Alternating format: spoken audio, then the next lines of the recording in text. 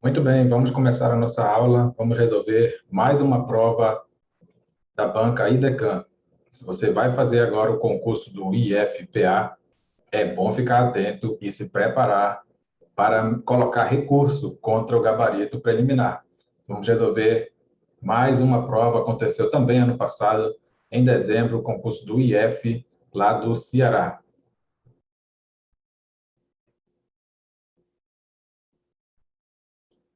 Essa prova aconteceu dia 12 de dezembro, lá no Instituto Federal do Ceará.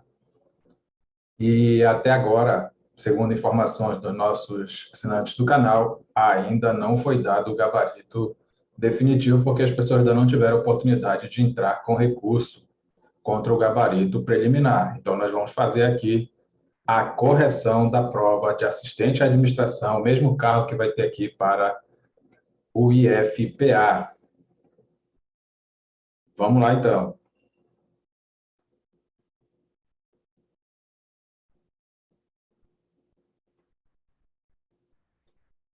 No vídeo anterior, nós corrigimos uma prova lá da prefeitura de uma prefeitura lá da Paraíba, não é? E nós encontramos também pelo menos três questões polêmicas lá.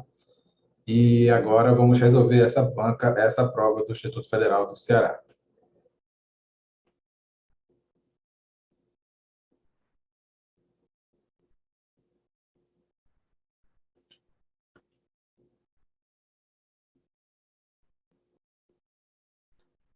O texto é Epidemias e Comportamentos. Quem muda o quê?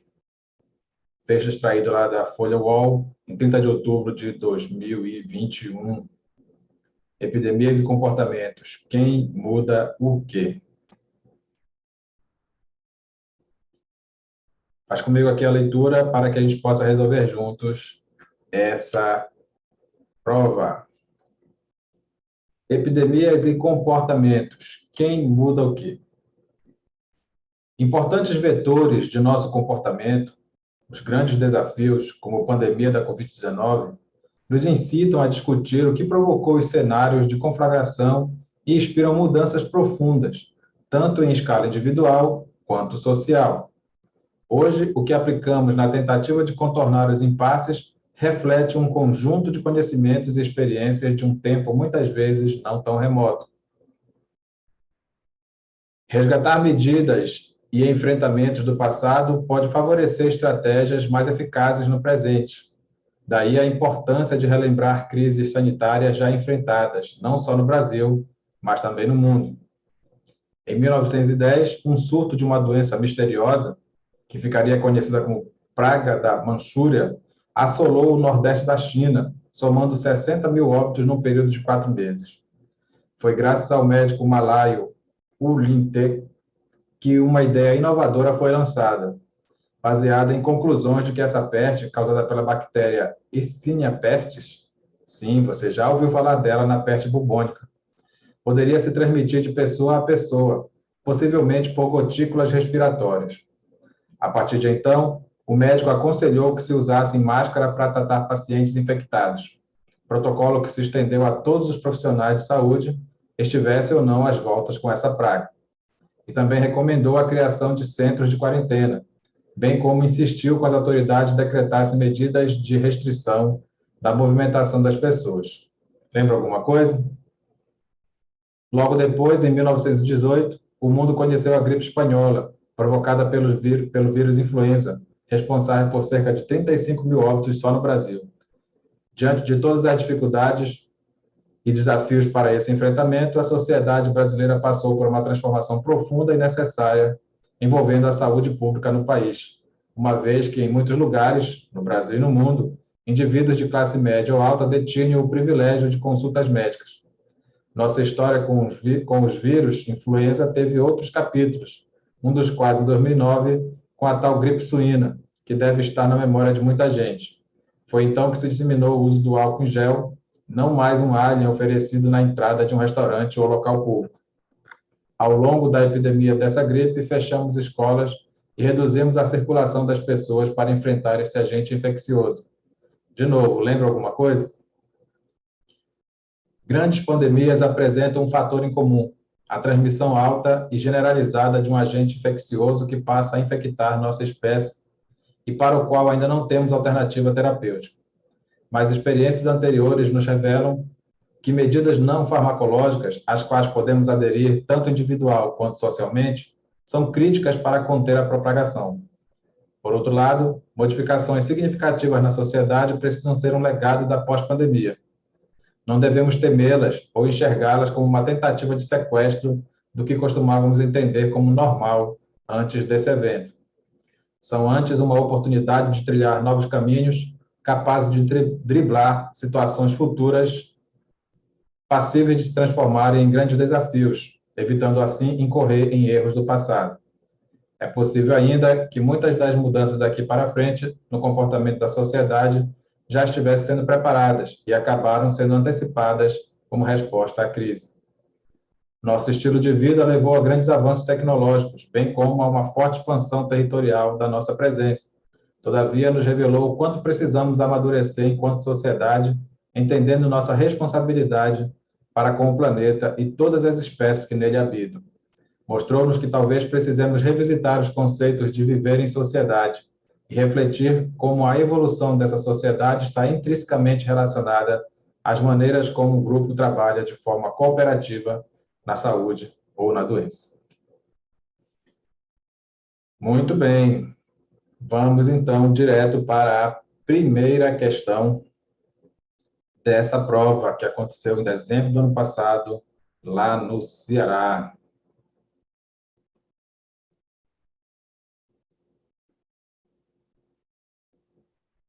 A partir de então, aqui vem um pedaço do texto, né? Então vamos ver onde é que a questão começa. Você tem que ler exatamente de onde a questão começa para não perder tempo.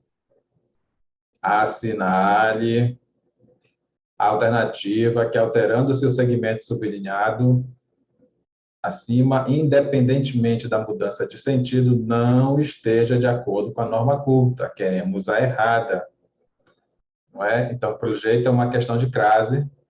Você está vendo aqui crase ou não crase, né? Nas alternativas deve ser uma questão de crase, todos com nome de lugares. Então, é bem fácil, né? Vamos usar... Mas, espera aí, vamos lá, só para a gente entender a questão. Ele quer que a gente troque esse trecho todinho aqui por uma dessas opções e acontece que você tem que saber por que vai ocorrer a crase, não é?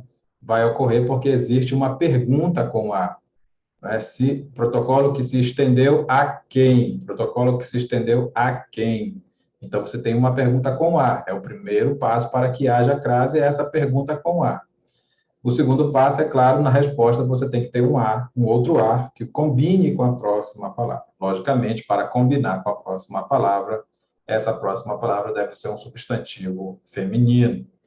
Então, já tem a pergunta com a. Protocolo que se estendeu a quem? Aí a resposta, a primeira resposta é a Itália e a Alemanha. Olha aí, países, né? Países femininos, não tem por que duvidar. É crase, não é? Tem crase tranquilinho. Por quê, pessoal? Porque teve a pergunta com a, estendeu a quem, e a resposta são nomes femininos. E olha só como até o paralelismo sintático foi mantido aqui na letra A. O paralelismo sintático foi mantido na letra A porque você tem a primeira resposta com crase, porque Itália é um substantivo feminino, e a segunda resposta também com crase, porque a Alemanha também é um substantivo feminino. Em caso de países, é só você verificar se é masculino ou feminino. Se for feminino, pode colocar crase sem medo, porque você sabe que não existe crase na frente de palavra masculina, como, por exemplo, Portugal. Né? Portugal é um país masculino, né? Então, o nome masculino não vai ter crase, por isso você não está vendo crase aqui. E Cuba é um nome que não aceita, não é? Não aceita esse artigo. A Cuba é meu país preferido. Não, você diz Cuba é meu país preferido, né? Então não tem essa crase de jeito nenhum, beleza? A não ser que você dissesse que visitou a Cuba de Fidel, né? De Fidel Castro, aí você foi a Cuba de Fidel Castro, aí beleza, aí vai ter crase porque você vai estar colocando um artigo justamente para especificar, né? Você modificou a palavra Cuba, aí vai ter crase. Letra B também está certa. Ó, que nem aqui, Bahia de Jorge Amado, Bahia já é um estado, né? Então é melhor você tomar cuidado, você usa aquela regrinha da Raimundinha, se bem que aqui não tem o verbo ir, né? Mas você usa só para você lembrar da regra, né? Se eu voar e volto dar, né? Crase é Bahia de Jorge Amado, então para não ter dúvida, volto da Bahia de Jorge Amado, aí você coloca a crase do mesmo jeito. Eita, assim, então, já que a gente quer a errada, né? Não esteja de acordo com a norma culta, é a letra D a resposta, porque, mais uma vez, nós temos aqui uma cidade e a cidade está modificada.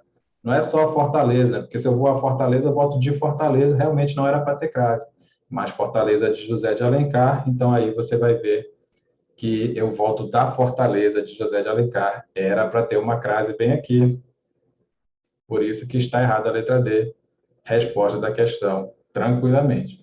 Então, essa questão não tem realmente nenhum problema, é só você saber qual é a regra de crase, a única regra de crase que existe é você fazer uma pergunta que tenha A e a resposta tem que ter um outro A. Esse outro A é um artigo que vai combinar com o substantivo feminino que vem logo depois. Então, que a primeira questão bem tranquila, não dava para errar, já que ele estava pedindo justamente a errada, a letra D está errada porque está faltando a crase. Veja bem, Fortaleza é uma cidade, e aí você verifica aquela regrinha da Raimundinha. Se eu vou a Fortaleza, eu volto de Fortaleza. Se tivesse escrito somente Fortaleza, estava certo. Mas Fortaleza de José de Alencar já está, então, modificada a palavra Fortaleza. Então, você volta da Fortaleza de José de Alencar. Por isso que está faltando a crase. Primeira questão, sem nenhum problema, letra D, a nossa resposta. Vamos então para a segunda. A respeito das ideias do texto e suas possíveis inferências, analise as afirmativas a seguir. O uso de máscaras para tratar pacientes infectados surgiu por acaso na China, sem estudo prévio que comprovasse a sua eficácia. Essa aqui não vou nem voltar no texto, né? O texto não disse nada disso. Que comprovasse sua eficácia. Coincidentemente, o mesmo país com os primeiros registros de Covid-19. Não está escrito isso no texto, nem vamos voltar lá para a gente não perder tempo. Item 2. O hábito de usar álcool gel para evitar contaminação por vírus diversos não é uma criação nem hábito adquirido com a pandemia contemporânea de 2019, de Covid-19. Ele foi citando aí o que aconteceu para trás, não é? Que foi desde lá, quando começou a ser oferecido álcool e deixou de ser visto como um alien, né? E cita isso lá, número 2 está correto. As políticas de saúde pública no Brasil representam mudanças importantes na sociedade. Você viu que naquele momento que ele começou a dizer que somente os privilegiados, né, tinham direito a consultas públicas, e aí, por essas epidemias, essas pandemias que aconteceram, foi realmente tendo uma grande mudança aí, principalmente por permitir à população pobre igualmente acesso a serviços de saúde, antes praticamente restrito a membros da classe média e a alta. Não vou voltar lá no texto, sei que você tem esse texto aí, você já leu e releu, não é mesmo? Você está tranquilo quanto a essa questão. Primeira está errada, 2 e 3 estão certas. Vamos lá para o nosso gabarito. 2 e 3 estão corretas. Essa questão aí não tinha muita dificuldade se você lê o texto com boa vontade. Você sabe que para acertar questões de interpretação de texto, basta uma leitura mais apurada, uma leitura atenta, uma leitura pontuada, e por que não dizer uma leitura alta dentro do seu cérebro, né? Para que você escute o que você está falando aqui no âmago do seu cérebro, para que não tenha muita dificuldade na hora da interpretação. Vamos lá. De novo vem um trecho do texto, aí você pula tudo e vê onde é que a questão começa. Ó. O trecho sublinhado no período acima foi colocado entre parênteses para marcar sua natureza. Olha, que bacana, uma questão muito legal aqui de semântica, não é? De entendimento do texto, de interpretação do texto. O que veio dentro do parênteses tem uma característica, uma natureza metonímica. Você lembra de metonímia, que é uma figura de linguagem, na verdade, a maior das figuras de linguagem, porque os exemplos são infindáveis. Metonímia é uma troca de uma palavra por outra, de uma expressão por outra, havendo entre elas algum tipo de relação. Pode ser relação de parte pelo todo, de causa pelo efeito, de marca pelo produto, de autor pela obra. Então, é infindável realmente o exemplo de metonímia, não é? Quando você diz que o bandido trazia a morte consigo, né? A morte talvez seja lá a arma com a qual ele matou alguém, então fez uma troca aí da causa pelo efeito, não é? Ao meio-dia, o bronze soava.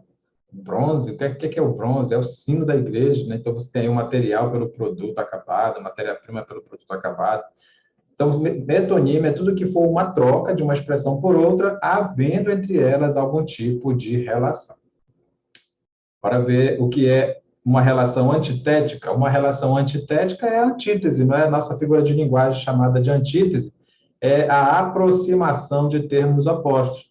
Quando você junta numa frase, numa única frase, né, num único efeito de sentido, palavras opostas, desde que não seja um absurdo, né, desde que não seja uma incoerência, você está fazendo uma antítese. Quem nunca ouviu falar, né, a frase aí dos nossos pais, dos nossos avós, né? Quando eu vejo muito riso, é sinal de choro.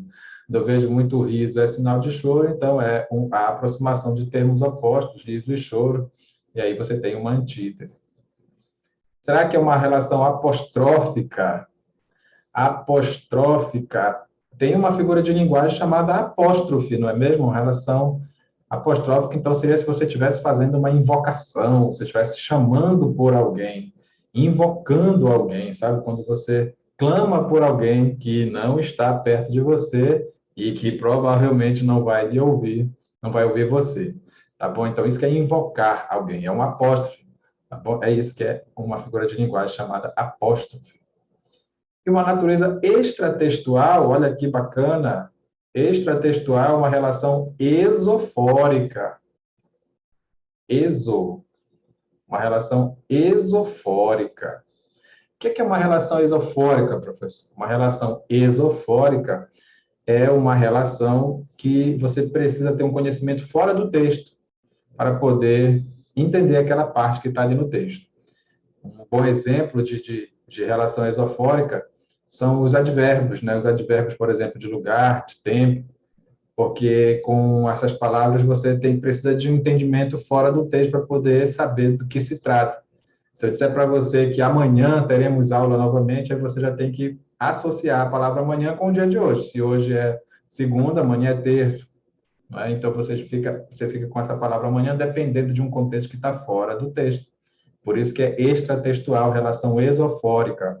Se você puder guardar o nome aí, são as palavras deíticas. Palavras deíticas são aquelas que fazem relação esofórica. Qualquer palavra que te obrigue a pensar em alguma coisa que não está no texto é uma palavra deítica, tá bom? Que é a relação esofórica. Se disser aqui, a gente estuda para concurso público. Aí você tem que dizer, mas aqui, onde é aqui? Você tem que entender esse contexto para saber que lugar é esse. Então, por isso que é considerada uma palavra deítica, uma relação esofórica, ou como a banca está chamando aqui, extratextual. Mesma coisa que relação esofórica. Agora vamos ler e descobrir o que é que está acontecendo.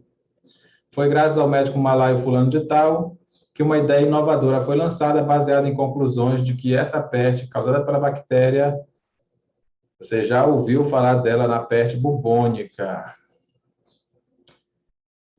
Sim, você já ouviu falar dela na peste bubônica. Muito bem, isso não é uma metonímia, porque eu não estou trocando nada por nada, né? Não tem uma troca de uma expressão por outra. Não é uma antítese, você não está fazendo um jogo de palavras opostas. E não é apóstrofe, né? Porque apóstrofe é quando você invoca alguém. Né? Você está com saudade de alguém e chora lá, meu amor, por que me abandonou? E aí o meu amor está longe, nem estava te ouvindo, né?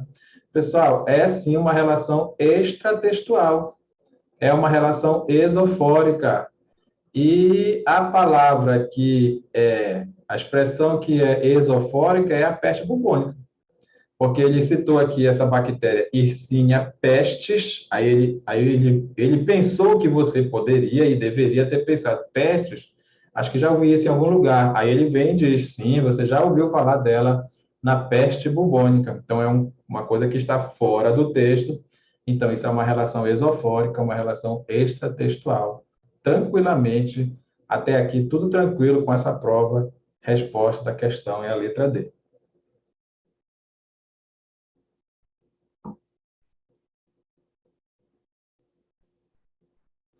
Vamos lá.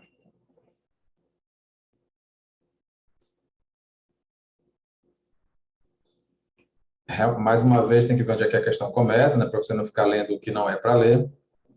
Assinale a alternativa em que, alterando-se o segmento sublinhado no período acima, tenha-se mantido a correção gramatical. Tenha-se mantido a correção gramatical. Queremos acerto, tá bom? Não pira com esse comando aqui, ó. Tenha-se mantido a correção gramatical. A frase que nós vamos procurar, ela deve estar correta. Só tem uma certa, as outras todas estão erradas. Beleza? Não leve em conta as alterações de sentido, melhor ainda, a gente não se preocupa com o sentido, a gente só quer saber da gramática. E já que o assunto é gramática, vamos saber por que que tem essa crase aqui, junto com esse pronome relativo. Aqui você tem o pronome relativo as quais sem a crase é o pronome relativo. Mas por que que veio acompanhado dessa crase? Ou seja, por que que teve a preposição a? Essa crase aqui significa que teve a preposição a. E você sabendo que o as quais é um pronome relativo, você vai direto para o final da frase. Você vai direto para o final da frase fazer a pergunta lá atrás. A pergunta que tiver lá tem que ser uma pergunta com a, para que essa crase esteja correta. Então, vamos lá. Podemos aderir. Nós podemos aderir a quê? Nós podemos aderir a quê? Então, realmente, tem uma pergunta com a, tem uma pergunta com a, e a crase está perfeita. Pessoal, basta você fazer isso. Se você encontrar aqui o a qual ou as quais, olha lá, hein? O a qual ou as quais, ele vai ter crase sim, se a pergunta que tiver aqui no final, por que que tem que ser no final?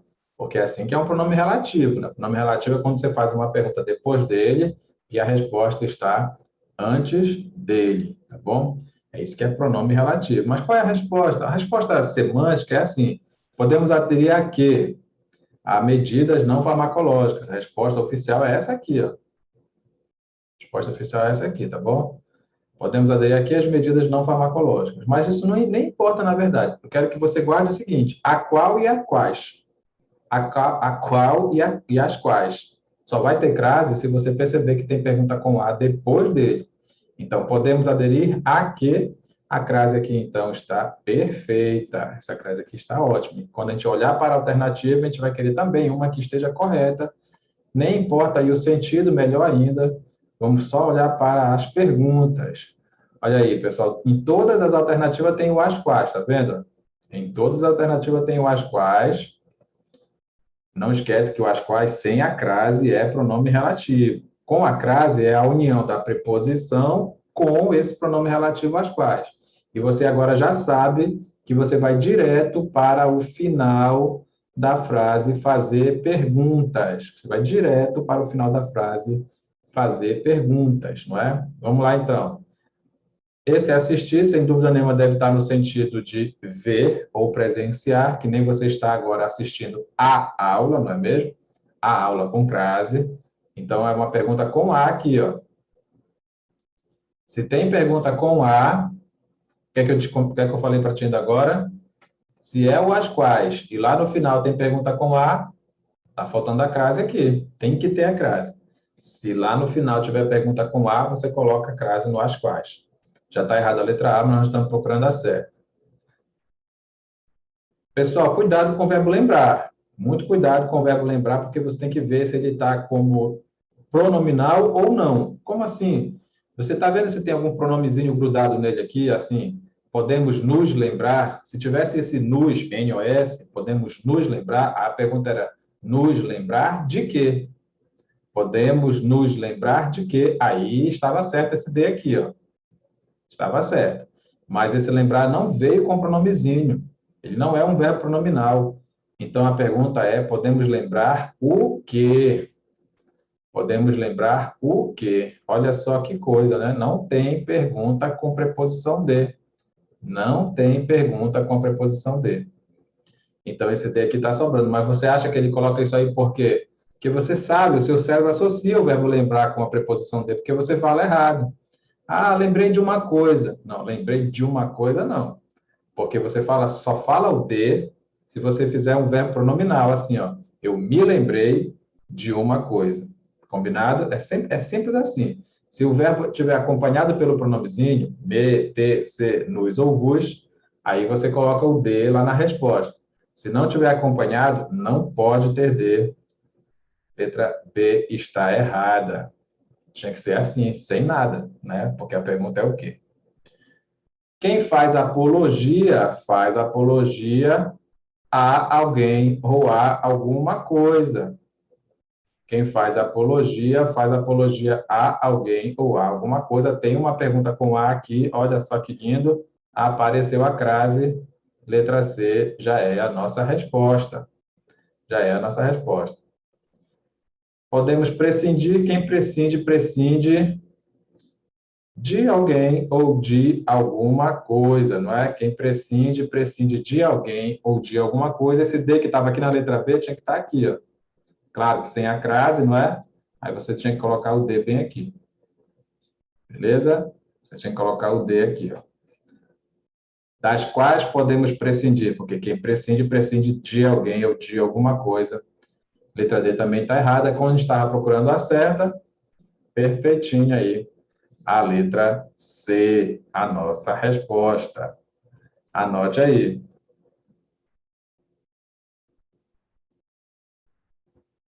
Até aqui, tudo tranquilinho, tudo bem, tá tudo certo.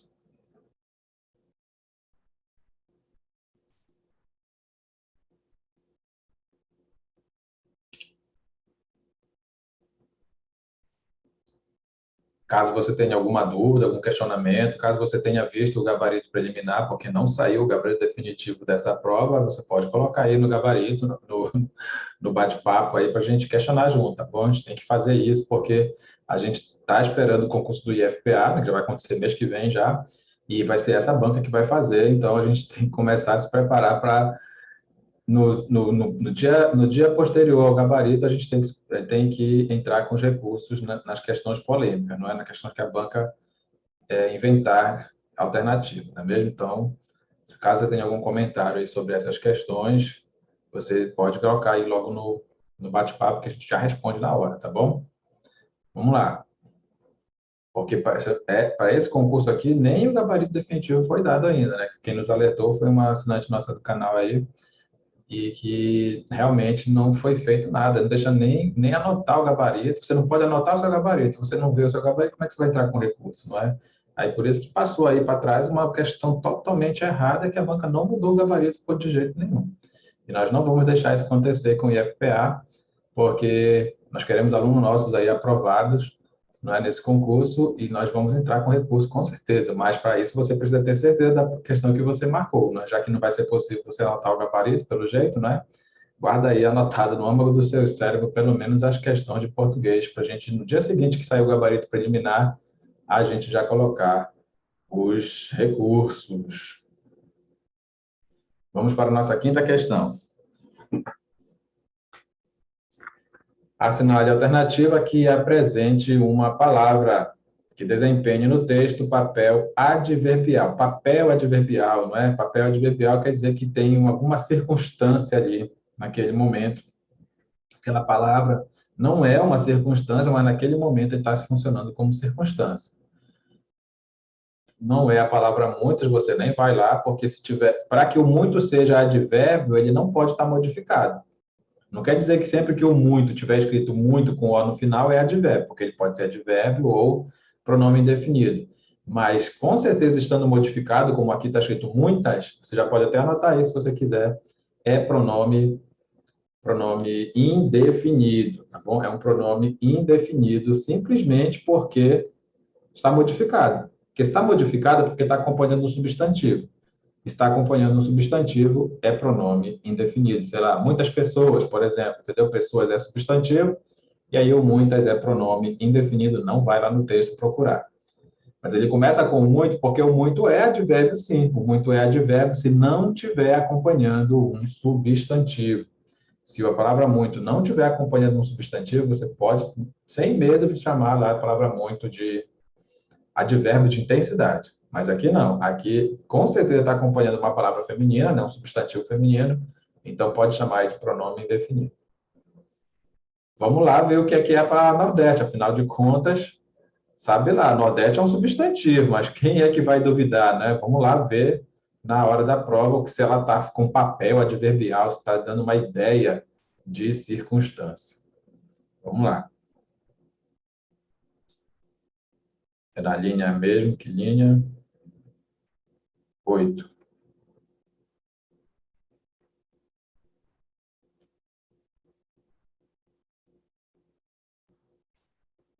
Assolou o Nordeste da China. Está provado aqui, por causa desse O mesmo, é verdade, que a palavra Nordeste é um simples substantivo, nada demais.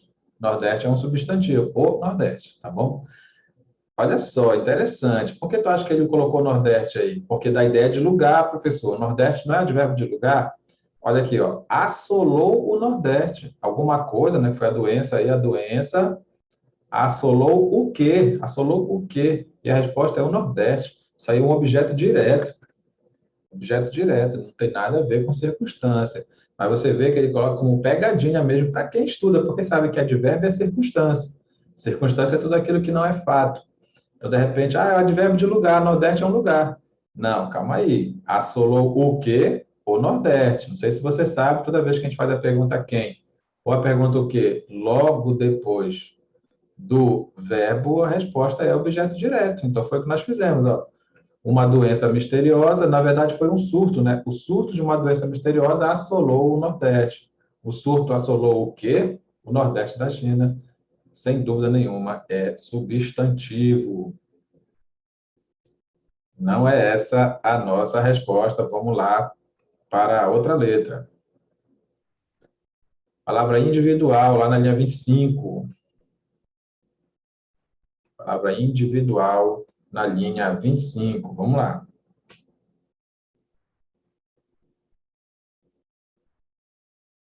Mas experiências anteriores nos revelam que medidas não farmacológicas, às quais podemos aderir tanto individual quanto socialmente. Olha que lindo, pessoal. Que bacana. Está aqui a resposta. Ó.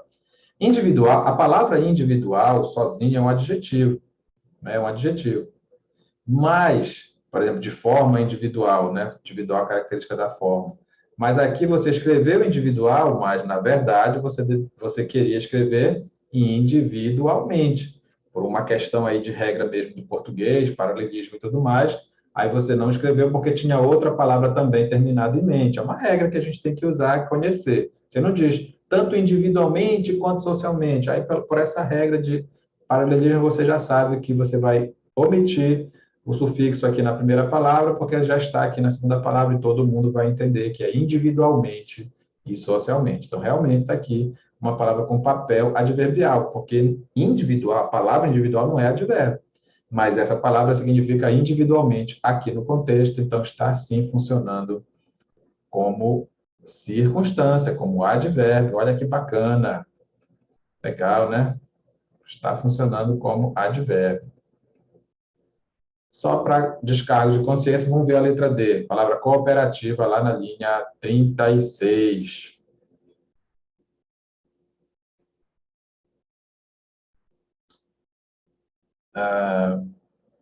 Relacionada às maneiras como trabalha de forma cooperativa. De forma cooperativa. Qual é a característica dessa forma? Cooperativa. Pode anotar aí que cooperativa é um adjetivo. É a característica da forma, de forma cooperativa. Beleza?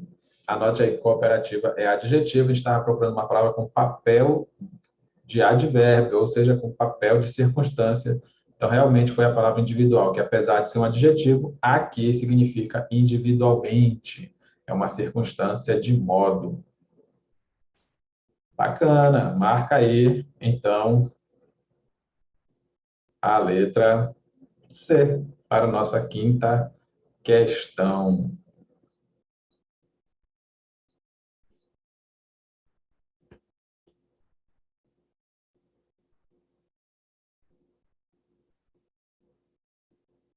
Olha aí, o nosso curso, carinhosamente chamado de curso 100% Conexão, está tendo aula todos os dias e você, de qualquer lugar do país, pode participar com a gente. Entre nos nossos grupos de estudo sistematizado E além dessas aulas que você tem aí no YouTube, que você vai ver, claro, todas elas, não é mesmo? Curtir todos os vídeos, comentar, não é mesmo? Se você quiser. E o principal, né? Você tem que se inscrever aí no canal e compartilhar com muitos e muitos conhecidos seus. Mas você também pode participar dessas aulas pelo nosso grupo de WhatsApp. É só entrar em contato com a gente aí e fazer parte do nosso estudo sistematizado. A gente estuda todo dia, toda noite a gente está estudando aqui com as mais diferentes matérias. Vamos lá para a próxima questão. A respeito do período acima, analise as afirmativas a seguir. Item 1 diz que existe uma oração em voz passiva no período. O que é uma oração em voz passiva, professor? Eu sempre me atrapalho com isso. Não, não, não. Você não pode mais se atrapalhar com isso, porque agora você é aluno 100%, não é mesmo? É só você achar o sujeito do verbo. Você não sabe achar o sujeito do verbo? É muito fácil. Quando você quiser achar o sujeito do verbo, você vai fazer a pergunta quem antes do verbo. E aí, se você não encontrar a resposta com a pergunta quem, você parte para a pergunta o quê. Se tiver resposta para a pergunta o quê, e se tiver um se lá grudado no verbo, é porque esse se é um pronome apassivador. Você está realmente na voz passiva. E o que significa isso? Significa que o sujeito que você encontrou é paciente da ação verbal. Assim, ele não faz a ação do verbo. Tem alguém que faz, mas eu não sei quem é. Grava esse exemplo clássico. Grava, é sério, grava esse exemplo clássico. Ó. Vende-se uma casa. Grava aí, sério, grava, anota aí. Vende-se uma casa. Faz a primeira pergunta lógica para achar o sujeito. Qual é a primeira pergunta lógica para achar o sujeito? Você vai perguntar quem é que vende. E você sabe que tem alguém que vende, existe um ser que vende. Mas pela forma como está escrito, vende-se uma casa, você não consegue dizer quem é que vende. Repara que você não conseguiu achar a pessoa que faz a ação de vender. Mas não é por isso que o sujeito está indeterminado, porque existem duas perguntas para achar o sujeito. Qual é a segunda pergunta? Se não der certo com a pergunta quem, você parte para a pergunta o quê? O que é que essa pessoa que eu nem sei quem é vende? E aí a resposta é uma casa. Anote aí, se você anotou a frase, né, vende-se uma casa, você pergunta quem é que vende? Não sei, tem alguém que vende, mas eu não sei quem é. Aí você parte para a segunda pergunta do sujeito, o que é que essa pessoa vende? A resposta é uma casa. Anote aí que uma casa é o sujeito. Mas na mesma hora que você anotar que uma casa é o sujeito, você escreve que ele é um sujeito paciente da ação verbal. Nossa, professor, o que significa isso? Ó, entende bem, ó. Não tem alguém que vende? Tem, mas é a casa que vende? É a casa que vende alguém? Ou é alguém que vende a casa? Você percebe facilmente que é alguém que vende a casa. Se é alguém que vende a casa, que você não sabe quem é, você está indeterminando o agente da ação verbal. O sujeito é a casa, sim, mas é a casa que é vendida por alguém. Você não sabe quem é esse alguém. Voz passiva do verbo é isso. É isso que é voz passiva do verbo. É quando você encontra o sujeito, mas não é ele que faz a ação do verbo. Mais uma vez, vende-se uma casa. Tem alguém que vende? Tem. Tem alguém que faz essa ação, eu só não sei quem é. Mas aí eu continuo procurando o sujeito, com a segunda pergunta. O que é que essa pessoa vende? Uma casa. Uma casa é o sujeito, mas é o sujeito paciente da ação verbal, porque eu não sei quem é que vende. Beleza? E chame o se, chame essa palavra aí, o se, se, de pronome apassivador. Então, o item 1 diz que existe uma oração em voz passiva no período. Vamos lá, então. A partir de então, o médico aconselhou que se usassem máscaras. Olha que lindo, pessoal. Vem aprender comigo de uma vez por toda para você não dizer mais, eu nunca entendi esse assunto. Vê como é fácil. Não tem o verbo usar aqui? Tem o verbo usar. Pergunta a primeira pergunta do sujeito. Quem é que usa? Quem é que usa? E você vai procurar aqui, você sabe que a resposta não é o médico, né? Foi o médico que aconselhou, cheio de graça. Aconselhou, o médico é o sujeito do aconselhou. Então, quando você perguntar quem é que vai usar aí, ó, não sei, não sei. Tem alguém que vai usar, mas eu não sei. Aí eu parto para a segunda pergunta do sujeito. Qual é a segunda pergunta do sujeito? O que é que essa pessoa que eu não sei quem é vai usar? Olha qual é a resposta, ó. Máscaras. Anote aí que máscaras é o sujeito do verbo usar. Nossa, professor, nunca pensei nisso. Então, vamos lá ver como é fácil. Aprende que são duas perguntas para achar o sujeito. Primeiro, a pergunta quem? Antes do verbo. Quem é que usa? Não encontrou? Não tem problema. Parte para a segunda pergunta. O que é que essa pessoa usa? Máscaras. Então, esse é o sujeito. Observe, inclusive, que máscaras é um sujeito que está no plural e o verbo, logicamente, também está no plural. Isso é importantíssimo, tá? Isso é questão de prova. O sujeito é máscaras no plural e o verbo está no plural aqui. Por isso que está tudo bem. Mas o se vai ser chamado de pronome apassivador, porque nós estamos sem saber quem é o agente da ação verbal. A gente não sabe quem é que vai usar essas máscaras. Aconselhou que se usassem máscaras. Quem é que vai usar? Não sei. Tem alguém que vai usar, só não sei quem é. As máscaras vão ser usadas por alguém. É isso que é voz passiva do verbo. Tá bom? Então já está certo. Existe uma oração em voz passiva no período. Beleza? Já está certo aqui o item 1. Mas vamos continuar. Para tratar pacientes infectados, protocolo que se estendeu, olha aí, mais um exemplo, ó, que se estendeu a todos. Quem foi que estendeu? Quem foi que estendeu? Não sei. Mas o que é que essa pessoa estendeu? O protocolo. O protocolo é o sujeito do estendeu. Ó. Repara que protocolo está no singular e estendeu está no singular, tudo certinho, verbo combinando com o sujeito. Essa é a regra básica de concordância verbal. Mais uma vez, você vai chamar o se de pronome apassivador. Olha, poxa, aqui já tem um problema. Não, não tem problema não. Pela lógica, nós estudamos raciocínio lógico também, não é? O item 1 não está errado, porque ele diz que existe uma oração em voz passiva. Existem duas. Existem duas orações em voz passiva. Essa primeira, que o se é pronome passivador, a segunda, em que o se também é pronome passivador. Professor, mas espera aí. Então o item 1 está errado? Não, porque se tem dois, tem um, né? É ou não é verdade? Olha, isso aqui é uma questão de raciocínio lógico. Se tem dois, não tem um? Então, mas se a gente dissesse existe só uma oração em voz passiva, aí o item estava errado. Existe só uma oração. Na verdade, isso vai depender do que está escrito aí na alternativa, tá bom? Isso vai depender, porque a gente só quer passar na prova, não é isso? Nosso objetivo é só passar na prova. A gente não vai discutir com ninguém. Aliás, a gente vai entrar com recurso. Se a gente não conseguir acertar esse gabarito de acordo com a banca, a gente vai brigar até o final, né? Mas na hora da prova você tem que decidir. Você não vai deixar para chamar o fiscal. Na hora da prova você tem que decidir. Tá certo. Mas se a gente olhar para a alternativa aí, a gente vai jogar com a alternativa, é lógico, né? A gente só quer passar no concurso. Mas olha só, pessoal, anota aí. Quem é o sujeito do verbo usar? Máscaras. Mas é a máscara que usa alguém ou alguém que usa máscara? Alguém que usa máscara. Então, pronto, esse pensamento é suficiente para você entender o que é voz passiva do verbo. Protocolo que se estendeu. Foi o protocolo que estendeu alguém ou foi alguém que estendeu o protocolo? Então, você já sabe o que é voz passiva. Aí diz que só tem, mas não diz que só tem uma oração, né? Diz que existe uma oração em voz passiva, então tá tudo bem, tá tudo certo, por enquanto. Número 2, diz que uma das ocorrências do se caracteriza a voz reflexiva. Não, pessoal, a gente já acabou de anotar que os dois se's é pronome apassivador. O que é voz reflexiva, professor? Eu queria entender o que é voz reflexiva. Teoricamente, é muito fácil. Você acha o sujeito de cara com a primeira pergunta, você acha o sujeito de cara com a primeira pergunta, com a pergunta quem.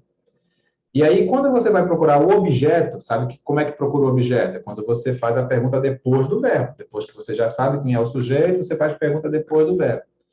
E aí, quando você perceber, a resposta dessa pergunta depois do verbo é o próprio sujeito. Eita, professor, não entendi nada. Imagina assim, ó, o homem se cortou com o machado. Estava lenhando lá a, a árvore, né, e se cortou com o machado. O homem se cortou, mas espera aí, quem foi que cortou? Quem foi que fez a ação de cortar? Foi o homem. Mas o homem cortou, dá vontade de perguntar, o homem cortou o quê, né? Mas, na verdade, pela lógica, você tem que sempre fazer análise semântica, né? Você vai perguntar, o homem cortou o quê? O homem cortou quem? E a resposta é ele mesmo. É por isso que esse é um bom exemplo de si, pronome reflexivo, de voz reflexiva. Se você quiser anotar, é isso mesmo. É quando o sujeito é o mesmo objeto, quando o objeto é o mesmo sujeito. De verdade, esse é o conceito de voz reflexiva. Coloca aí, o homem se cortou. O homem se cortou, quem foi que fez a ação de cortar? Você responde, repara que você responde facilmente a pergunta quem. Quem foi que cortou foi o homem. Mas o homem cortou quem? Eu sei que tu quer perguntar o homem cortou o quê? Que seria lógico, né? Ah, ele cortou a árvore. Mas, nesse caso, semanticamente, você sabe que ele cortou alguém e a resposta é ele mesmo. Então, é por isso que é pronome reflexivo. Voz reflexiva. Não é verdade, o item 2 está errado. Nós não temos voz reflexiva aqui.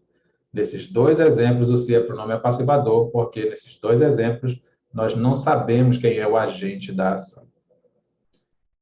Uma das ocorrências do que, da palavra que, se classifica como pronome relativo. Pessoal, essa questão está trabalhando justamente isso, né? As funções do se e as funções do que. São duas palavras que, se você não tiver uma atenção especial, se você não repetir aí o assunto várias vezes, você não vai aprender. Porque o se tem 10 nomes diferentes. E a palavra que tem só 20 nomes diferentes. Então, acho que vale a pena você voltar aí um pouquinho nos vídeos e assistir o vídeo que tem a função do se, a função da palavra como, que são 15 nomes diferentes, e também a função da palavra que são 20 nomes diferentes. Aproveita e assiste a aula todinha e curte os vídeos, compartilha, faz os comentários, divulga, beleza? Vamos lá, então. Uma das ocorrências, vamos ver aqui. De novo, uma das, né? Vamos lá. O médico aconselhou o quê? Como é o nome desse que bem aqui, pessoal? Se eu parar a frase antes do que, tu vai perceber claramente que a frase está incompleta. O médico aconselhou quem? Ou o médico aconselhou o quê? Tem uma pergunta para fazer depois do aconselhou. Eu já sei que o sujeito é o médico, né? Quem foi que aconselhou? Foi o médico. Mas o médico aconselhou o quê? O médico aconselhou o quê? E você percebe que a resposta começa com essa palavra aqui, ó. O médico aconselhou que se usasse máscara. Olha que bacana. É isso que você vai chamar de conjunção integrante. Conjunção integrante. Por que conjunção integrante? Porque o que vem antes do que tem verbo e está com sentido incompleto. Se você ler somente o que está antes do que, somente o que está antes do que, a frase fica com sentido incompleto. O médico aconselhou o quê? Você percebe que está incompleto e a resposta começa justamente com a palavra que. Anote o nome completo aí desse que. Conjunção subordinativa integrante. Conjunção subordinativa integrante. Na verdade, ela inicia uma oração subordinada, substantiva, objetiva, direta. Tá bom? Então, pronto, vamos para o outro que. Para tratar pacientes infectados, protocolo que se estendeu. Tu pode me dizer o que foi que se estendeu? Não foi o protocolo? Olha que coisa mais bacana, pessoal. Eu sei que parece muito abstrato, mas é isso mesmo, é semântica. Ó. Vê se não dá para fazer uma pergunta depois da palavra que e encontrar a resposta antes da palavra que. Observa aí, se não dá para fazer pergunta depois do que e a resposta antes do que. Ó. Protocolo que se estendeu a todos. Espera aí, o que foi que se estendeu a todos? O protocolo. Olha que lindo. Você fez uma pergunta depois do que, a resposta está antes do que. Essa é a definição 100% de pronome relativo. Essa é a definição de pronome relativo. Não entendeu? Vamos lá. Professor, mas como é que uma hora você pergunta antes, uma hora você pergunta depois? Olha, tem hora que está na cara que está incompleto, que vem antes, né? O médico aconselhou.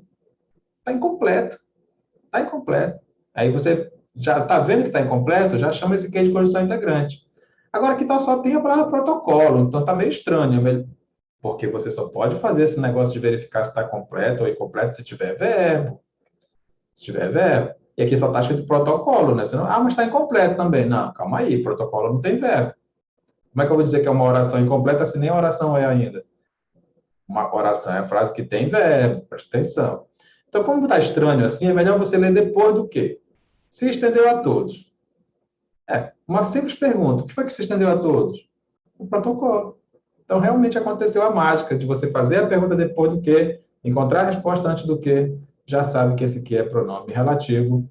Número 3 está correto. Pronto. Item 1 está certo, item 3 está certo. Vamos ver logo a alternativa. Aí, 1 e 3.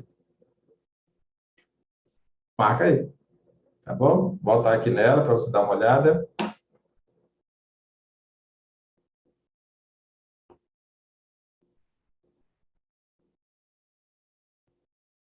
Facinho, né? Essa questão explorou bem legal aí as funções do que e as funções do se.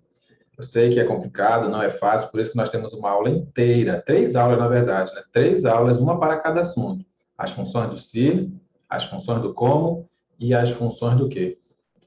Volte lá, aprenda cada vez mais, volte quantas vezes você quiser, veja e reveja os vídeos que você vai aprender.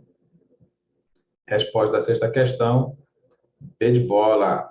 Vamos para a próxima. Assinale a alternativa em que o termo indicado não exerça no texto papel anafórico. Olha só, agora, não sei se você vai lembrar, a questão pediu. Oxe, não foi essa aqui, não? Já estou. Foi, está aqui, ó. A questão perguntou relação extratextual. O que é relação extratextual? Uma relação que está fora do texto, uma relação esofórica.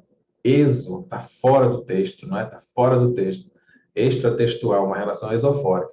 E agora ela está falando de assinar a alternativa em que o termo indicado não exerça no texto papel anafórico. O que é papel anafórico? É quando você acha algo que está. Assim não, né? Você vai pensar que é o dela aí, né? Calma aí. Papel anafórico, pessoal. Papel anafórico é qualquer palavra que te remeta a algo que já estava no texto. Já estava no texto, anteriormente.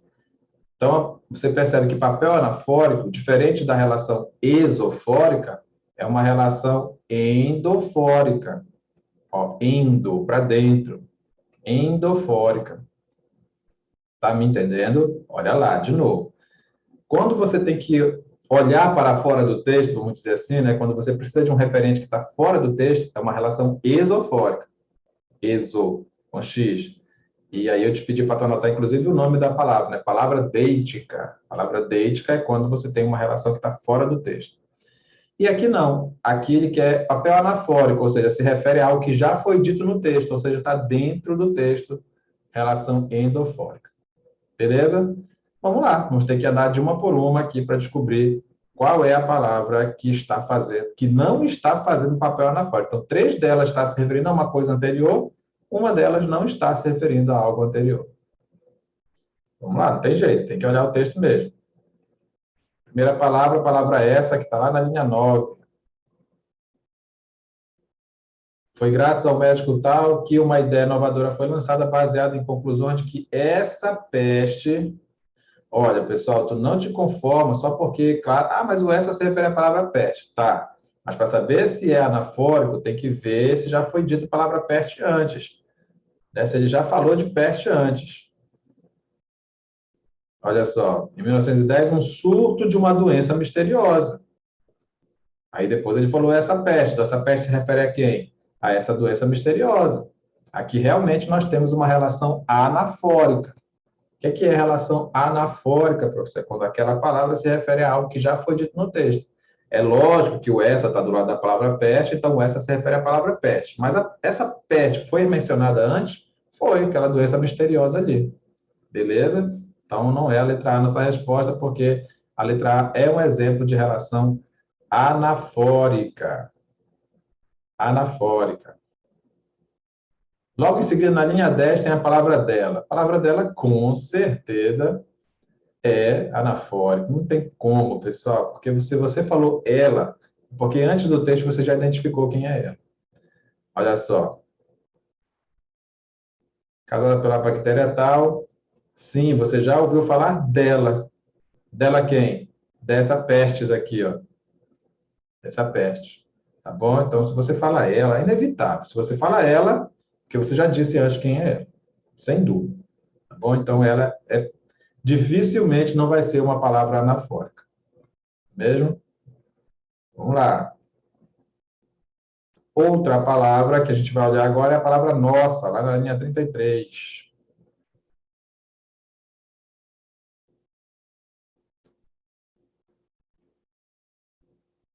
Nosso estilo de vida nos levou a grandes avanços tecnológicos, bem como a uma forte expansão territorial da nossa presença.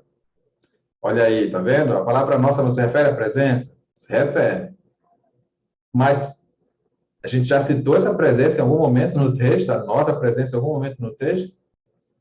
A outra palavra lá é a palavra dele, né? Vamos ver onde é que está o dele aqui. Não, não é a palavra dele, não, né? É a palavra nele, na linha 34. Vamos lá.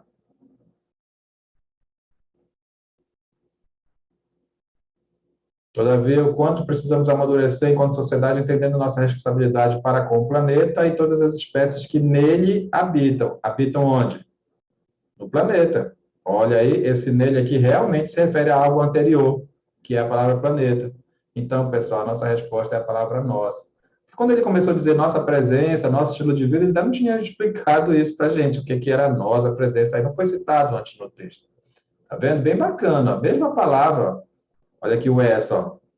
Quando eu digo essa peste, mas não falou a palavra peste. Não, não falou a palavra peste, mas ele mencionou aqui um surto de uma doença misteriosa, que seria conhecido como a praga da Manchúria. Então, essa peste, que peste? A praga da Manchúria.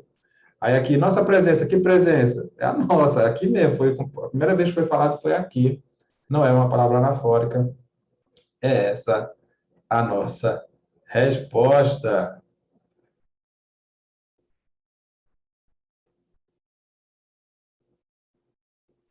Bacana. Não esquece de deixar os comentários aí no chat, né? Isso aqui vai ficar eternizado aí, não é? Pelo YouTube. E você que está assistindo a aula agora pode fazer a pergunta que a gente responde ao vivo aí. É sério. Na mesma hora aí pelo chat, tá bom? Quem fizer, quem fizer essa aula depois, logicamente, só perguntar lá nos comentários que a gente vai responder do mesmo jeito, igual como a gente fez com a outra resolução da outra prova da IDECAN, foi? Então, vamos fazer provas sempre de uma banca que tiver aí, vamos dizer, com concurso iminente, né? A gente vai fazer prova da Sesgran Rio, a gente vai fazer prova, Sesgran Rio vai fazer a prova do BASA, não é? A gente vai fazer prova do CEPES, que é a banca lá da UFPA, e a OCP vai fazer a Defensoria Pública, CESP com certeza vai encarar um grande concurso aí logo, logo, quem sabe do INSS. Pessoal, resolver questão de banca é legal, né, para você também ter uma manha das questões daquela banca, mas o que importa mesmo é conhecer o assunto de português. É isso que você deve fazer, aproveitar para anotar as informações, tirar as suas dúvidas, tá bom? Vamos lá. Vamos para a próxima. Assinale alternativa em que a palavra indicada tenha sido acentuada segundo regra distinta. Olha aí, foi essa questão da prova passada que deu problema. Foi essa questão aqui da prova passada que deu problema. Vamos ver. Se você fez essa prova aí, me diz qual é o gabarito lá que foi dado lá pela banca, porque eu vou te dizer agora o gabarito oficial. O meu gabarito oficial. Nós queremos uma palavra que esteja indicada de forma diferente, ou seja, todas seguem a mesma regra, uma não.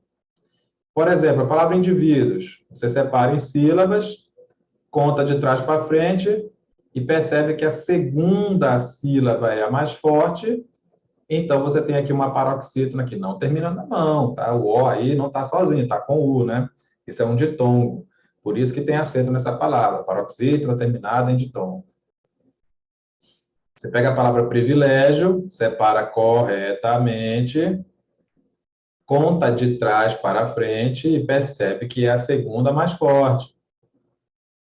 Percebe que é a segunda mais forte. Você tem aí, de novo, uma paroxítona terminada em ditongo. Não vai dizer que termina em O. Professor, eu aprendi a regra da mão. Eu vou aqui ficar imaginando na minha utopia de professor que você foi lá no vídeo da regra da mão e aprendeu a regra da mão. Você sabe que se a segunda sílaba for a mais forte e a palavra terminar em A, é O, é MNS, não é para ter acento. Mas aqui tem, porque não termina na mão, não. Termina em I-O. Isso é um ditongo. Beleza? Por isso que tem acento na palavra privilégio. A mesma coisa acontece na palavra memória. Você conta de trás para frente e percebe que a segunda é a mais forte e ela ganha um acento porque ela não termina em A. Ela termina em I-A. Se terminasse só em A, não teria acento. Mas terminou em I-A, é ditongo, tem acento. Eita! E a palavra espécie Se você contar de trás para frente, a segunda vai ser a mais forte e também termina em ditongo.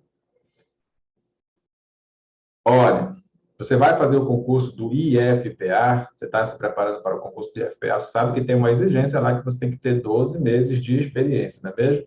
Para você poder continuar no certame. E a banca que vai fazer a tua prova é essa banca aqui, que a gente já corrigiu no vídeo passado uma questão desse mesmo tipo de acentuação gráfica e lá estava, pelo menos porque as pessoas falaram que o gabarito estava divergindo do gabarito oficial da banca. Oficial, definitivo.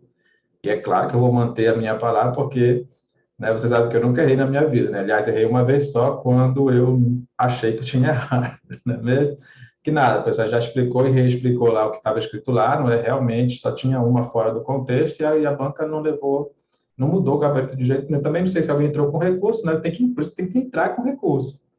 Tem que entrar com recurso, pessoal, porque se ninguém entrar com recurso, a banca vai mudar a questão dela lá, se ninguém reclamou da questão.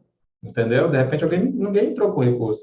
Mas também como é que entra com recurso se você sai da sua prova sem o seu gabarito? A banca promete que vai te dar o gabarito e não te dá, o teu gabarito mesmo, né? Ah, nós vamos escanear e você vai ver o seu gabarito. Não sei se aconteceu isso na prova lá da Prefeitura da Paraíba, lá, não sei. Mas não sei se você viu o seu gabarito lá, não sei. Mas quem fez do Ceará, acho que não fez ainda não. Mas eu vou te dar um conselho. Vamos aproveitar essa questão. Pessoal, deixa eu te falar uma coisa. No dia da prova, tu não chama o fiscal para nada. Tu não chama o fiscal. Tu só fala uma coisa para o fiscal. Bom dia ou boa tarde, no início da prova, quando você está chegando na sala, não é? E lá pelo meio da prova, obrigatoriamente, você vai ao banheiro, né? Porque você vai fazer, né, as suas necessidades lá e vai também lavar o rosto, dar aquela espreguiçada e voltar para a prova para fechar a sua prova com chave de ouro. Então, lá pelo meio, você levanta a mão e diz que quer ir ao banheiro. Tirando isso, não vai ficar patetando, falando com o fiscal, essa questão aqui não tem resposta. E agora, o que é que eu faço? A gente fica meia hora discutindo lá com o fiscal mais pateta ainda fica te dando corda. Não faz isso. Deixa eu te dar esse conselho aqui. Lá, imagina tu domingo à tarde fazendo essa prova, né? Tu tá aqui no domingo à tarde, tu viajou lá para o Ceará, lá para Paraíba, lá para Conchinchina para fazer essa prova, tu vai conversar com o fiscal sobre isso? Tu vai fazer o seguinte: tem alguns professores, e lamentavelmente algumas bancas que seguem esses professores, que vão dizer que aqui na palavra indivíduos, nós não temos uma, duas, três, quatro, nós não temos 4 sílabas. Acredita? Você vai encontrar, e eu espero que você não procure, porque eu já estou te dando aqui a informação, não é? Infelizmente, você vai encontrar professor e banca que vai dizer que se separa o U do O bem aqui, o U do O. Então, a palavra indivíduo seria uma proparoxítona. E você sabe muito bem que toda proparoxítona é acentuada. Isso, pessoal, é um absurdo. Isso é um absurdo. Mas você vai discutir com o fiscal no dia da prova? Você olhou aqui, não tem nenhuma para marcar. Nenhuma. Privilégio, dificilmente alguém em sã consciência vai separar o I do O. Memória, o I do A? Não. O I do E? E também não era nem por sonho você separar o U do O. Mas, infelizmente, existem professores e, infelizmente, existem bancas que seguem esses professores que vão dizer assim, não, mas isso aí como é que diz? É uma proparoxítona acidental, é uma proparoxítona eventual, é uma proparoxítona relacional. Então, por isso que está certo. O CESP é famoso para fazer isso, porque ele não erra, né? Esse aí não erra. Aí ele vai dizer que é uma proparoxítona e aí que meta recurso. Não vai ganhar. Não vai ganhar. Vai ver que essa banca aqui quer se parecer com o CESP, né? E está fazendo a mesma palhaçada. Então, pessoal, não chame o fiscal. Marque a letra A e vá feliz da vida para frente. Tá bom? Mas essa questão deveria ser anulada. Essa questão deveria ser anulada para que você não tivesse nenhum. Banca que vai brincar com isso aqui, sabe? Poxa, tantas questões de acentuação gráfica interessantes, mais interessantes que poderia ser explorada. né? A gente sabe que existe lá, por exemplo, o acento diferencial, tem gente que não conhece acento diferencial, você podia explorar isso, né? Tem questão, sei lá, tem muita coisa bacana para explorar de acentuação, que com acento se pronuncia de um jeito, sem acento de outro jeito, aí sim ia mudar a questão do número de sílabas, tem tanta questão boa que podia ser feita de acentuação gráfica, e a banca vem pegar uma coisa dessa, não é? Infelizmente, você tem que estar preparado, por isso que aqui, no 100% conexão, você vai ouvir de tudo. Eu tenho que te falar o que eu concordo e o que eu não concordo, porque isso aqui eu não concordo de jeito nenhum que a resposta seja a letra A, de jeito nenhum. Todas essas palavras são acentuadas porque são paroxítonas terminadas em ditongo. Anota aí, paroxítonas terminadas em todas. A, B, C, D, paroxítona terminada em ditongo. Mas então por que a gente vai marcar a letra A? Porque tu está fazendo prova domingo à tarde lá na Conchinchina, tu não vai perder a tua questão. Marca porque já estou te alertando que tem banca que segue alguns professores que dizem que essa palavra é uma paroxítona acidental. É brincadeira. Então você só marca e vai embora para outra questão. Tá dado o recado? Escreve aí no comentário o que é que tu acha, o que é que tu não acha. No chat, aí no chat do nosso bate-papo, a gente responder na hora aí. Estou fazendo as duas coisas hoje, tá bom? Vamos lá. Vamos para a próxima.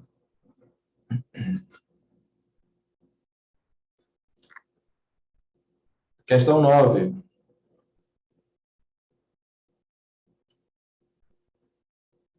Começa aqui a questão. Ó. A respeito do período acima, analise as afirmativas a seguir. Ocorre no período um só exemplo de linguagem conotativa? Olha aí, vou voltar naquela questão, não sei, eu acho que tu tá ligado aí, né? Tá vendo o vídeo aí direitinho, não é? Tem uma questão para trás aí, ó, existe uma oração em voz passiva, tinha duas. Tinha duas. Te mostrei que tinha duas, né? Tá aqui, ó. Se usassem, porque é alguém que usa, não sei quem é, mas tem alguém que usa. Então, máscaras é o sujeito paciente da ação verbal, não é ela que usa alguém, pelo contrário, é alguém que usa a máscara. E o protocolo que se estendeu, não é o protocolo que estende alguém, né? Foi alguém que estendeu o protocolo, mas eu não sei quem é. Então, tem duas vozes passivas, né? E aqui diz que existe uma só. Não, não disse uma só, disse uma. E a gente considerou como certo. Essa questão aqui não era para ser anulada, de jeito nenhum. Né? A questão, depois você me conta aí se foi anulado ou não, quando sair esse gabarito, como é que se diz, definitivo, né? Essa aqui não merecia ser anulada, de jeito nenhum, porque apesar de ter duas vozes passivas, duas, mas ele disse, existe uma. Tá errado. Se você tem dois carros, você não tem um carro. Armaria. Olha o raciocínio lógico, tá bom? Então aqui estava legal. Mas agora, a questão foi bem clara, ó. Ocorre no período um só exemplo de linguagem conotativa. Um só exemplo. Se tiver dois, está errado. Você entendeu? Você é esperto porque você também estuda raciocínio lógico com a gente aqui, não é? Aqui a gente tem todas as matérias. Português, matemática, raciocínio lógico, direito administrativo, direito constitucional, direito previdenciário, o curso do INSS está vindo aí. Não fica ligado só nessa banca aqui, não. Bora estudar todas as bancas, bora estudar todo o programa de português. Vem estudar direito previdenciário aqui também com a gente. Tá bom? Vamos lá. Ocorre no período um só exemplo de linguagem conotativa, mas, professor, o que é linguagem conotativa? Ah, é a nossa linguagem figurada, não é aquela linguagem que não é a real, não é literal, não é denotativa. Linguagem conotativa é linguagem figurada. Foi então que se disseminou o uso do álcool gel. Não mais um alien oferecido na entrada de um restaurante ou local público. É claro que você percebeu que isso aqui é uma linguagem figurada, não é mesmo? O álcool gel não é um alien que está sendo oferecido aí na porta. Um alien porque você acha estranho, né? Que é isso, né? Então, é uma linguagem figurada, tá certo? O item 1. Ah, sim, só tem uma. Só tem um exemplo de linguagem figurada aqui, ó. Tá certo? O item 1. Beleza. E que figura de linguagem é essa, professor? É uma metáfora, né? Você está comparando o álcool gel com o alien, né? É uma metáfora. O termo, então, apresenta uma noção de tempo. Olha, a palavra então normalmente dá ideia de conclusão, tá? Você está dando várias informações. Então, quer dizer, parece assim que, consequentemente, né, parece que você quer concluir aquele fato, né? Vamos ver o que aconteceu aqui. Ah, tá, esse aqui, ó. Foi então que se disseminou o uso do álcool em gel. Ah, não, aqui não é conclusão, não. É como se fosse um aí. Só que o aí a gente conhece como circunstância de lugar, não é? Mas aqui é uma ideia de tempo. Foi aí que se disseminou o uso do gel. Foi a partir desse momento que se disseminou o uso do álcool em gel. Olha que bacana. Então, realmente está dando uma ideia de tempo. Realmente está dando uma ideia de tempo. O item 2 está certo. O termo mais apresenta a ideia de intensidade. O mais pode dar uma ideia de intensidade, mas o mais normalmente é um pronome indefinido, né? É um pronome, porque ele dá a ideia de quantidade, né? Ele dá a ideia de quantidade. Não quero mais, né? Ou então dá a ideia de tempo, sabia que ele pode ser um advérbio de tempo? Eu já fui, já fui aluno, hoje não sou mais, né? Quando você vai dizer isso, quando você for concursado, né? Já fui aluno do professor Edir, hoje não sou mais, somos grandes amigos, porque eu sou um concursado, né? Eu entrei no concurso que eu queria. Então, pode ser um advérbio de tempo, né? Antes você era, hoje não é mais, de tempo também. Foi então que se disseminou o uso do álcool gel, não mais um alien. Ó, no meu entender que não mais um alien, quer dizer que antes era um alien, as pessoas não entendiam aquela. Agora não é mais. Dá ideia de tempo. Ou então, se você entender de outro jeito, não é só mais um alien oferecido, né? Se o mais se referindo a alien, aí ele vai ser um pronome indefinido. De qualquer forma, não dá não e dá ideia de intensidade. Mas pode chamar aí de advérbio de tempo, acredite, advérbio de tempo, porque quando eu li lá o texto, eu li assim mesmo. Foi então que se disseminou o uso do álcool em gel, não mais um alien oferecido na entrada de um restaurante, porque antes era oferecido, as pessoas achavam muito estranho, agora não, agora virou normal. Então era, não é mais, né, uma ideia de tempo. Mas também, se você também entender que vários aliens são oferecidos, aí ele é só mais um alien, então o mais seria uma ideia de quantidade, não é isso? Seria um pronome definido, mas não é não, tá? Verbo de tempo está errado de qualquer jeito. O item 3 temos resposta, quer dizer, já temos aqui, bora ver se tem lá no gabarito, né? 1 e 2. 1 e 2. Maravilha.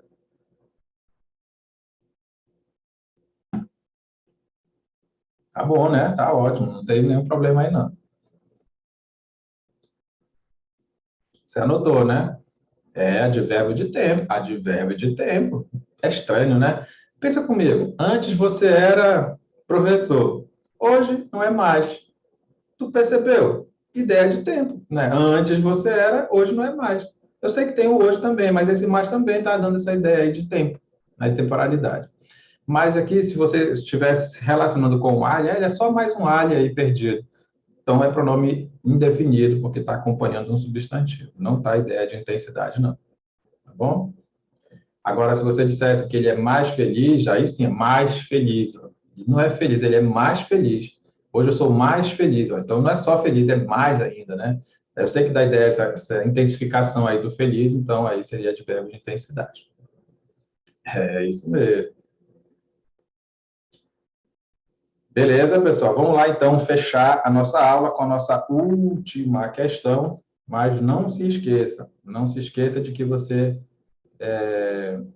pode voltar quantas vezes quiser, né? Vai ficar gravado aí o nosso vídeo, né? Como tantas outras aulas que tem aí para trás, aulas inteiras sobre um determinado assunto, né? Como já te falei agora, exemplo, a função do se, a função do como e a função lá do que tem 20 nomes diferentes. Tem aulas curtas, né? Tem vídeos mais curtos, então você aproveita, visualiza todos aí, curte, não é? Comenta, é muito importante que você comente aqui, o algoritmo aí do YouTube vai dizer que o canal é interessante para algumas pessoas, vai recomendar para outras pessoas que estiverem fazendo busca, e o canal aí vai chegar a mais pessoas para essas informações serem compartilhadas, porque no fim das contas o que interessa é isso, né? Que você compartilhe o seu conhecimento, não é seu, né? Você tem que repassar para as outras pessoas. Beleza? Faça a sua parte. Vamos lá, mais uma questão. Agora é uma questão de redação oficial. De acordo com as regras da comunicação oficial, a averbação feita abaixo dos textos ou no verso de decretos e portarias pessoais, para que seja corrigida flagrante inexatidão material do texto original, dá-se o nome de quê? Olha, pessoal, nós temos um documento, né, chamado Manual de Redação da Presidência da República. É um documento extenso, que tem lá todos os documentos oficiais. Entra lá, baixa lá, é só entrar no site do Planalto, né? Pesquisa Manual de Redação da Presidência da República, está na versão de 2018, acho que é a versão 3, eu acho. É uma edição atualizada, não é de 2002, tá? É 2018. Baixa, tem que baixar, é sério, tem que baixar atualizada, porque na versão anterior tinha até o memorando mesmo lá na versão de 2002. Agora você sabe que memorando, na verdade, tudo é o padrão ofício. Os três documentos antes eram memorando, né, ofício e aviso, né? Memorando, o ofício e o aviso. Agora está tudo numa coisa só, é um documento só. Então, por isso tem que pegar a versão atualizada. Quando você baixar de algum lugar, de algum site, verifica se é a terceira edição atualizada, 2018, tá bom? Porque se você ficar lendo aí texto antigo, aí vem na prova lá falando de memorando, de ofício, não temos mais esses nomes, essas diferenças, porque as diferenças eram sutis, logicamente, né? Memorando, um documento mais interno, né? O ofício, documento externo, o aviso lá só em casos específicos. Pessoal, agora nós temos esses três, que eram chamados de padrão ofício, a gente chama só de uma coisa agora, tá bom? Por isso você tem que pegar a versão atualizada. Mas, apesar de ter mesmo muitas páginas lá nesse manual, você deixa de lado, vamos dizer assim, né? Já que você tem tanta coisa para estudar, você deixa de lado a parte de gramática. Lá tem aulas de português nesse manual, sério mesmo, tem lá algumas dicas lá de português. Se eu fosse você, eu iria direto para os documentos oficiais, porque aí você vai conhecer cada nome. Você sabia que existe apostila?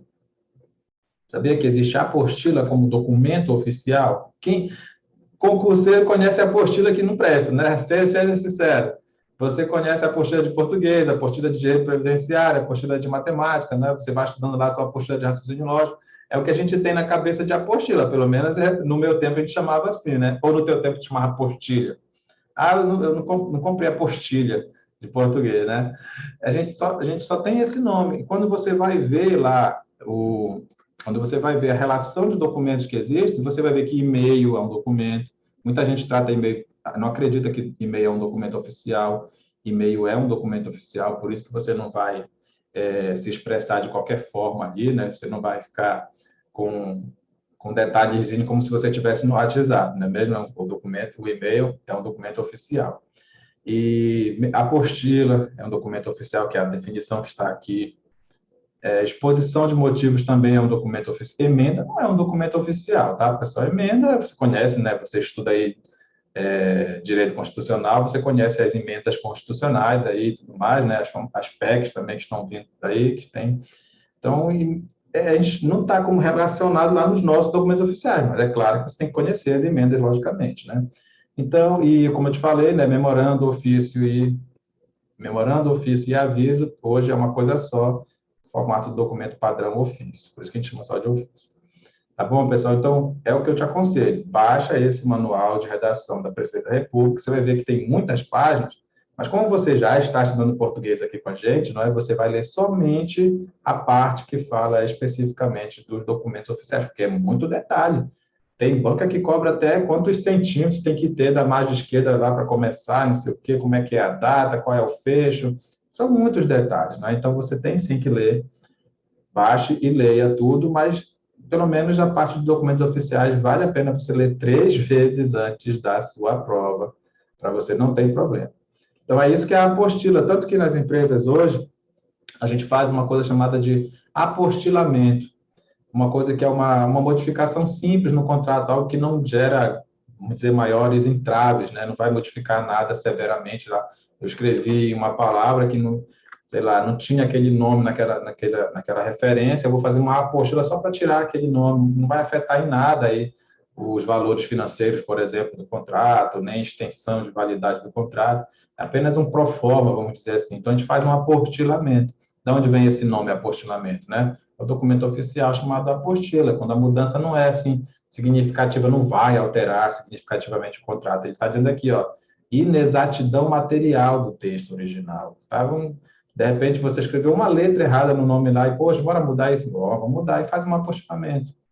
Beleza? É isso que é a apostila. Agora você já sabe que existe a apostila como documento oficial, e-mail, exposição de motivos. Nossa, são muitos documentos, mensagem.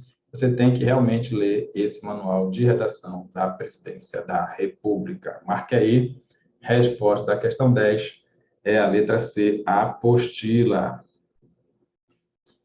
Muito bem, pessoal. Então é isso, tá? Você está convidado a conhecer aqui as nossas aulas sistemáticas.